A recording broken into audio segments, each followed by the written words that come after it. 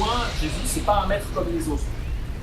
C'est pour ça que je vous ai proposé Matthieu 23, parce qu'on voit bien que déjà c'est intéressant d'un point de vue contextuel.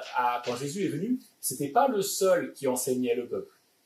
Okay, ça c'est important de voir qu'il y avait d'autres enseignants, il y avait d'autres, des gens qui se qualifiaient de prophètes par exemple, qui se qualifiaient d'enseignants, et il y avait notamment les fameux pharisiens, les sadducéens, c'était des clans, on va dire, et c'était des gens qui connaissaient super bien la loi et qui l'appliquaient parfaitement. Et là on voit que Jésus il a décidé d'apporter autre chose. Il a dit oui, moi je suis pas là pour vous faire une liste de règles et tout ça, et il marque bien la différence par rapport à tous ceux qui faisaient ça depuis des générations et des générations.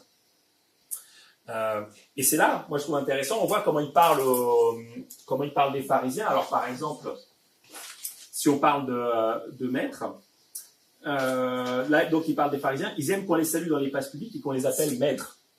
Okay, donc on parle bien de ça. Et qu'est-ce qu'il dit aux gens? Faites donc ce qu'ils vous disent et réglez votre conduite sur leur enseignement, mais gardez-vous bien de prendre pour modèle leurs actes, car ils parlent d'une manière et agissent d'une autre.